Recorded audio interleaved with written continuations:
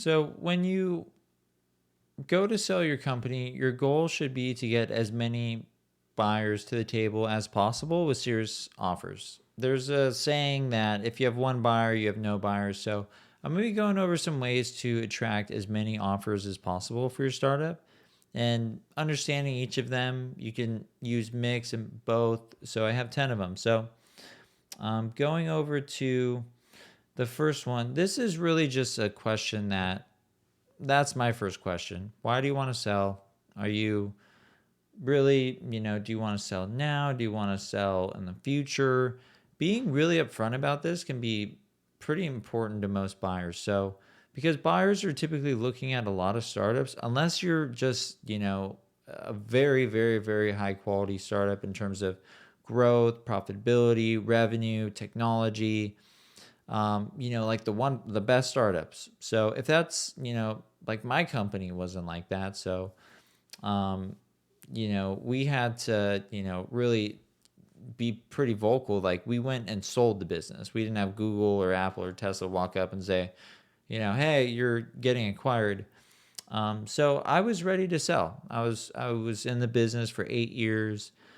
It was getting tiring. We had gone through, um, you know, we moved the company from. And I wrote a longer story about that, so I'll share that later. But to stay on topic, be sure that you want to sell, like you're ready to sell, so you don't get into a situation with the buyer where they give you an offer, you're on the same page, and then you back out.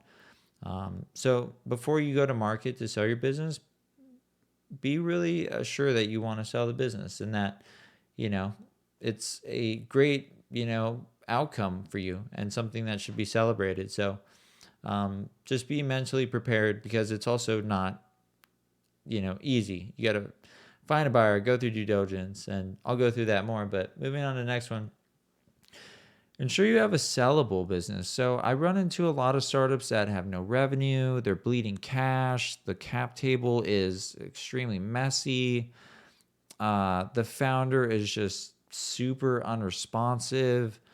That doesn't necessarily make you have a business that's not sellable. But, if you have certain things in your business that you can quickly fix, such as optimizing spend, most startups spend capital very inefficiently. And I'm sure there's many ways to reduce spend within your business. Maybe there's an opportunity to raise prices to boost revenue.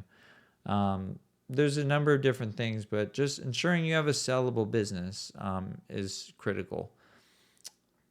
Understanding buyers' motivations. So, why are they looking to buy your company? Is it for financial reasons or a private equity group and they are more focused on, how profitable is the business? How, quickly is it growing? How much revenue is it generating? If it's a strategic buyer, how does the technology and team fit into their current company? So, and just asking that up front is perfectly appropriate. Like, what are your, motivations behind potentially acquiring my company? Number four would just being prepared. Tons of stuff that goes into an acquisition, but just when you first start talking to buyers, just having a simple, you know, P&L statement can really show that you are serious about selling your business, even if it's just a high level one. Just, revenue, expenses, basically giving a snapshot into the business on, where are these expenses going? How does revenue trend over the last 24, ideally 36 months? What is churn? What is your lifetime value? Just, another easy tip here is, you can connect to, ChartMogul, ProfitWell, Barometrics, and give them read-only access. Or you can just connect these metrics on MicroAcquire as well. So they can just see that whatever revenue you're representing is accurate. Number six would be just be transparent. So most buyers know that, your startup isn't as perfect as you're probably saying it is. So their job is to figure out what's wrong with this business.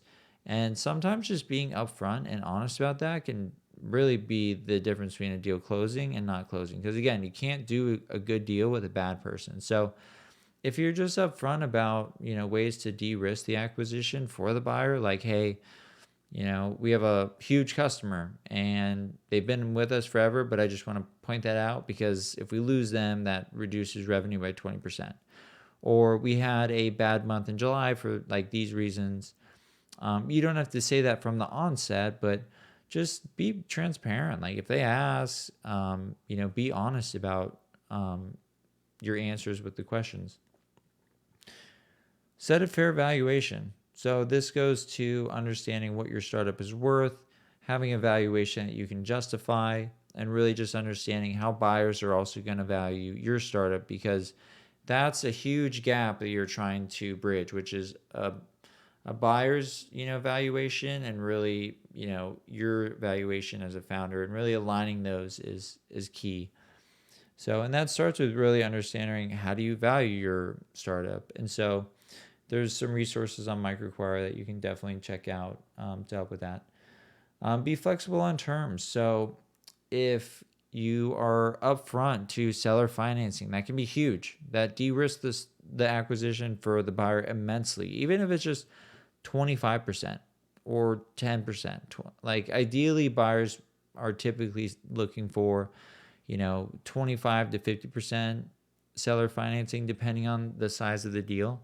The larger the deal, the smaller the percentage of seller financing. But this just basically shows the buyer that you're not going anywhere. You're going to be around. You're going to be available to help with transition and just de-risk the opportunity for them as much as possible. And that's kind of like another huge factor when selling a startup is do everything you can to de-risk the purchase for the buyer. Like outline how you're going to transition things, which I'm going to go over in more detail. Understand valuations, be open and transparent, be honest. And that really helps a buyer get comfortable and more likely to issue a letter of intent, potentially acquire a startup. Point out opportunities. So consider, what could you do if you stayed in the business? What are some opportunities? You as a founder know how to grow your startup faster than anyone. Maybe there's like some experts, but some things that have worked, like, and more importantly, the things that you've tried that haven't worked.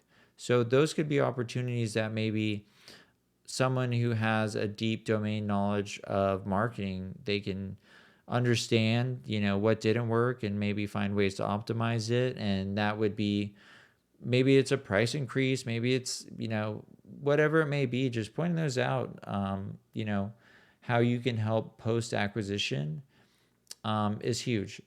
And then number 10, don't stop growing. So, the easiest way to sell a business is to have a high quality business. So what I write here is just, consider a flywheel, tough to get going, but full momentum when spinning.